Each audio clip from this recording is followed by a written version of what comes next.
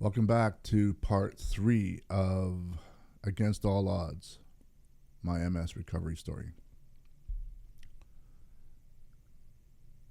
What I think of when I'm lately, I've been listening to a song by Concrete Blonde, and I can't seem to stop listening to it.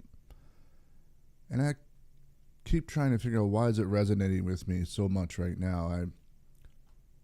I've heard it a lot, and I was around when it came out. It came out in 1990, a song by Concrete Blonde. And I guess it's some of the things that it's a really stick with me right now for whatever reason. I'm still unpacking this, but one of the chorus that I think it's in the chorus, and the chorus goes, "I know you've heard it all before, so I don't say it anymore. I just stand by and let you fight your secret war. And though I used to wonder why, and I used to cry until I was dry, still sometimes I get a strange pain inside. Oh, Joey, if you're hurting, so am I." MS is that story. MS is this story that only a person with MS knows what the battle really is. As much as you can have people that care about you and have people around you, it's a battle you fight alone. And it is very lonely. It is a war that I had to win. And it's only a war that only I could fight. And I couldn't fight by bringing in friends and family and allies and people to combat with it, because once I was past my neurologist, what other people could do for me was over.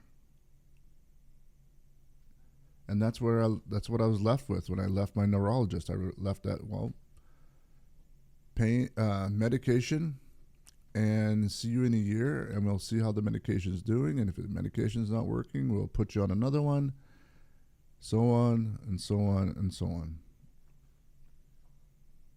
Didn't give me much hope. And I kind of was hoping that it could, hoping that it would.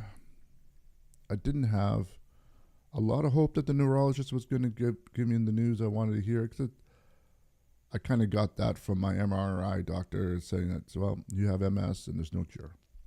So, pretty short chatter about what the medical world could do. But that didn't stop life from continuing on. Didn't stop the sun from going down and rising again on the next day, and summers and winters, rain and shine, none of that quit. And I was left with the impression that life's going to go on without me one way or the other. And sort of like on the battlefield, when someone gets wounded and they're going to bleed out, you got to go on. Heartbreaking as it is, but the rest of the soldiers still got a war to fight. Kind of how I felt. And I realized nobody could do anything for me. So I was left with the proverbial, so now what? So now what? Man, as I recall those days, it still feels so real. For me, it really wasn't that long ago, in a sense. I know a lot of people have had MS for 20 and plus years, some people 30, and but it does seem like a lifetime ago now. What I was left with is to have to figure this out on my own. At this time, I'm again a single dad. My son is about to graduate, and I still have to try to make a living. I've been self-employed forever, and not really, now 30 odd years down the way, I'm not really wired to be an employee anymore, for varieties of reasons. One, I'd suck as an employee. I've been used to calling the shots, being my own boss. When I see something broken, I can go fix it. And when there's a problem, I can deal with it. It was those skills, actually, and the many skills that I had before learned. And I would encourage you that your past is teaching you how to deal with your present and your future. That was what was happening with me. I had many business challenges. I built my business from scratch. It was a hair salon, and it was an unconventional hair salon because it had a photography studio, makeup studio, and a hair studio in it. But we did production. We didn't just do hair. We did hair too, but we didn't just do that. So we did, it was a little bit unconventional because we were a production house as well. So we produced, in addition to doing hair and makeup for weddings and everything else, but we also would do stuff like work in the entertainment industry on movies. And I was a photographer, and I'm still a photographer. So in all those challenges of those businesses, my business, whatever, many challenges would come up in those times, and some of them seemingly impossible. On 3 separate occasions in those years, I had all my staff walk out. Not because of something I did. It was just that they had an opportunity and they went somewhere else to exercise it, leaving my house empty and having to figure that out. And figure it out I did. Many times I felt I was in crisis and got through it, I guess. I started to look at MS just like that. And I find that as I look back now, I did it almost instinctively, and I didn't realize it, but I started to sort of deep dive into the research of what is MS, and are there anybody who's ever recovered from it, and asking questions, and just somehow just even the researching of it and asking of questions gave me peace. It gave me something to occupy my mind on, and a goal, and a work forward, and that there are people out there that have overcome MS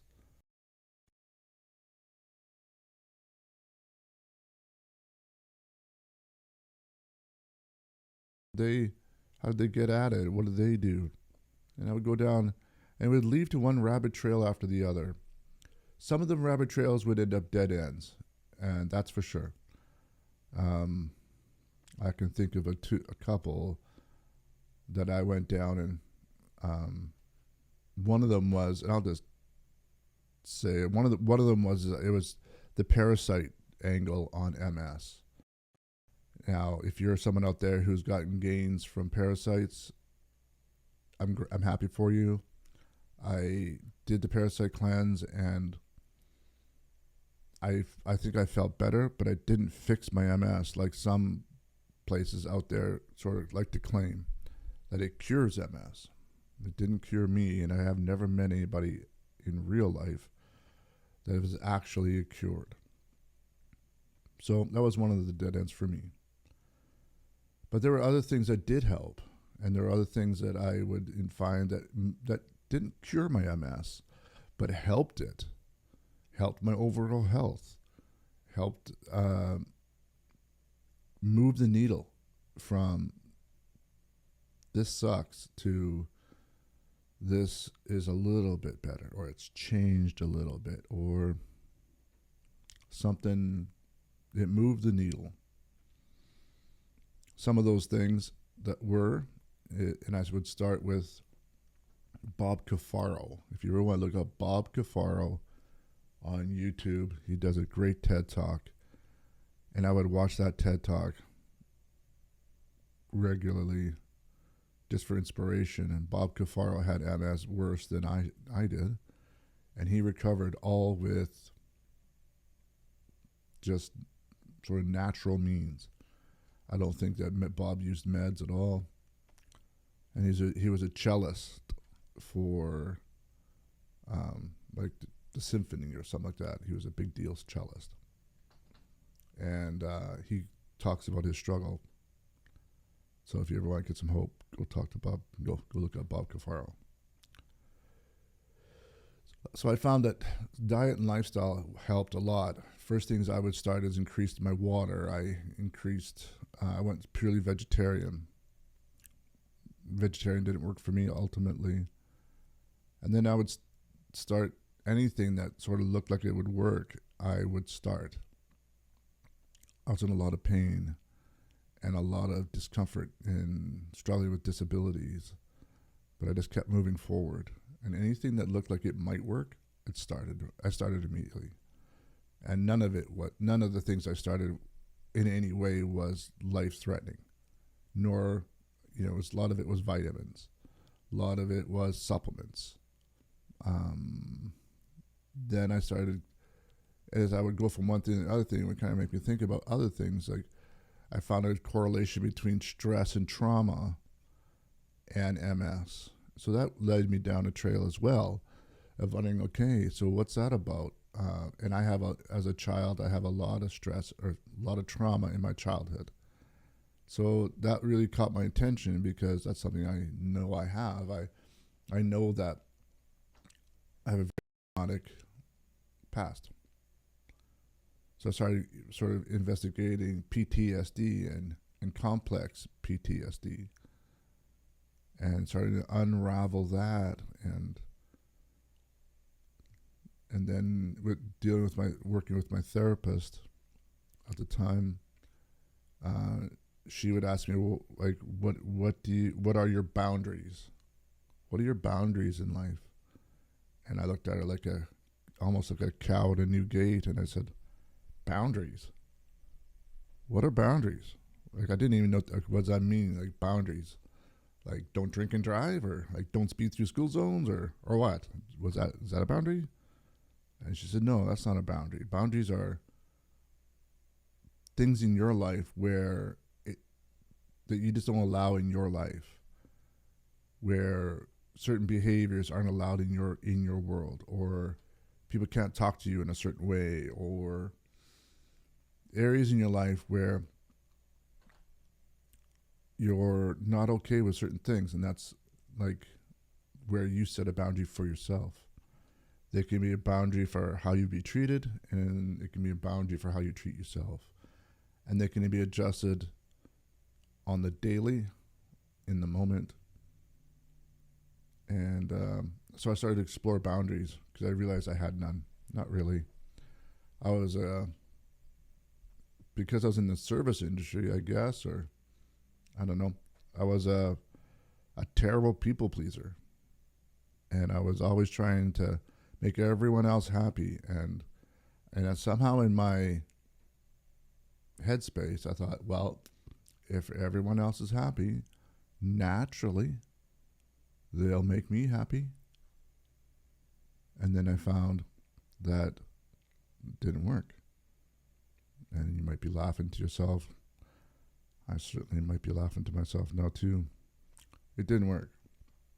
But I certainly thought it could. So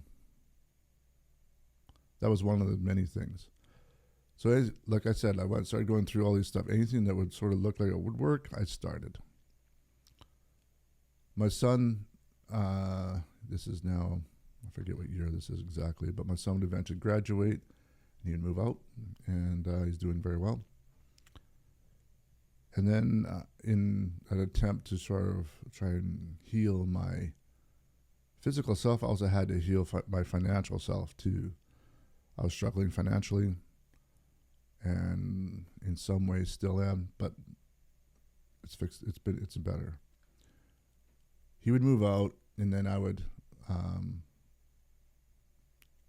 as I'm trying to think about all the other things the way I can do to sort of make income, I would Airbnb out of his bedroom, and that would help.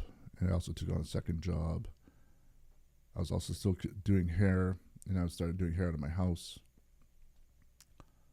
Uh, None of it made great money, but it all helped me get by. I might do a video just on the great sort of miracle things that happened that I don't think I'm going to include in this video, but there were great little breakthroughs that happened along the way, and that were sort of just turned the corner a little bit, and financial breakthroughs, miracles. Oh, well, never mind. I'm going to include them now. So in this season, many sort of really interesting things happen. Now I'm suffering a lot. I am a born again Christian. I got no shame in that, and it's one of my greatest things I have in myself. As I gave my life to Christ in 1994. I love God, and that doesn't mean I'm perfect. Doesn't matter.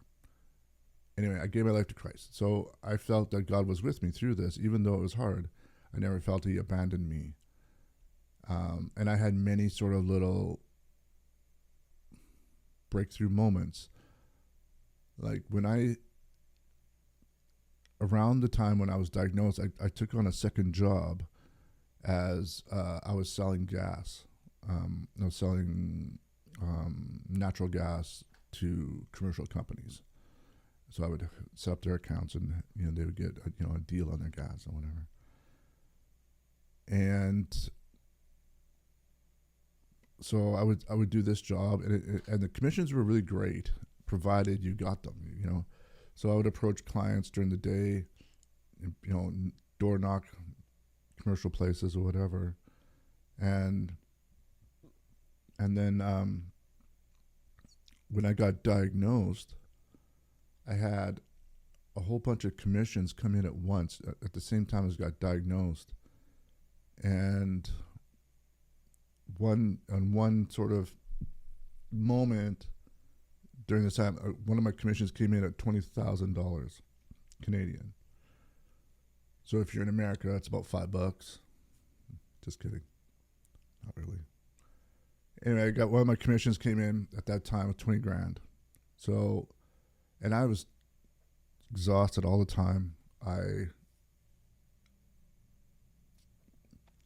was tough. So for 20 grand in my world was a opportunity to not have to focus so strictly on paying the bills for a little while, that I could go for a while and just kind of focus on trying to deal with this illness and just take the pressure off a little bit. Didn't fix anything, like it wasn't a MS cure or nothing, but it did help. That was one of the miracles. So I was able to kind of focus on that for a little while. Another thing that really helped is I would discover the benefits of oxygen. There was an MS doctor from Calgary that came through, and I'm trying to remember his name right now. Maybe it'll come to me. Cole, I think his last name. Anyway, MS doctor came through, and he was talking about how he recovered, how he treats his MS, and one of the things he would use is oxygen. So I went to the seminar, and he would talk about how he would use hyperbaric chambers and oxygen therapy, and I would eventually find an oxygen concentrator. So at night I would sleep with breathing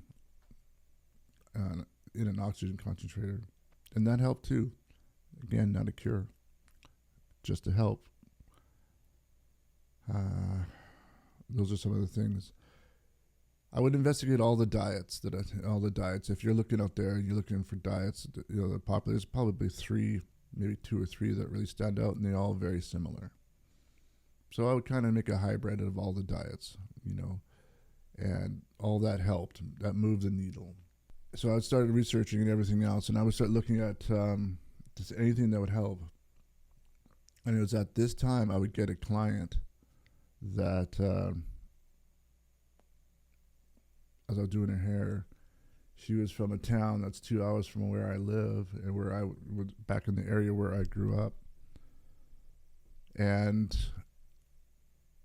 she would tell me of her neighbor who who um, who had MS, I guess really bad, was in a wheelchair, and she says, I don't know what happened to her, but I would notice her that she would go by in front of my driveway, and in a wheelchair or in a walker or whatever, and then one day I see her walking her dog across my driveway, and she's walking, she's fine.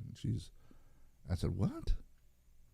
Yeah, I don't know her story, but she seems to be doing really well. And I said, well, what's her name? And you got to get a hold of her. And I need to talk to her. That's incredible. Like,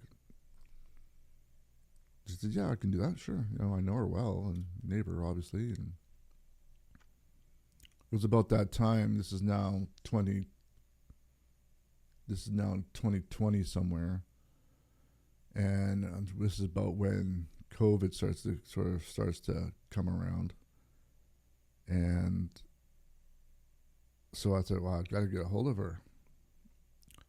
So this lady would eventually get a hold of her.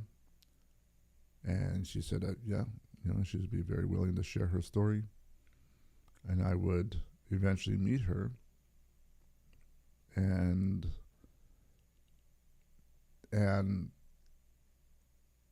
I would actually go down and interview her in the town that I was from, and discover that she did in fact have this MS for over 20 plus year, progressive MS. She was a 6.5 on the EDSS schedule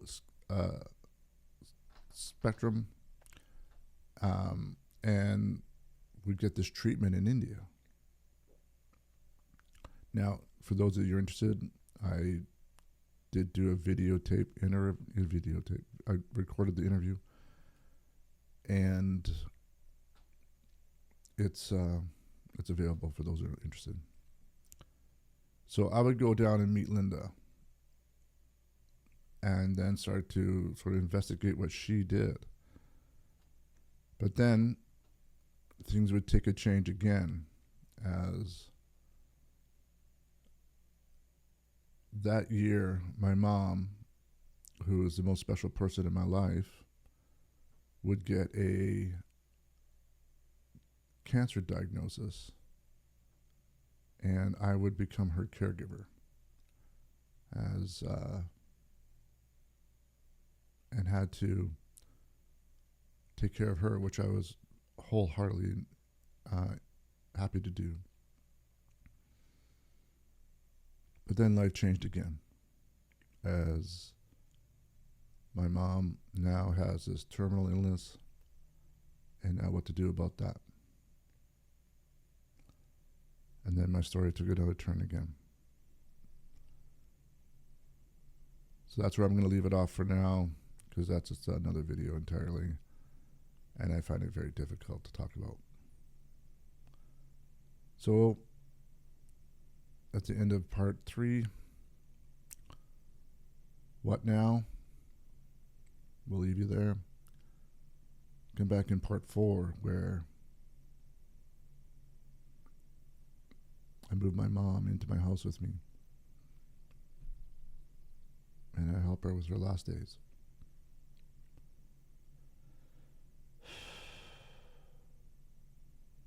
Circling back to that song with Concrete Blonde.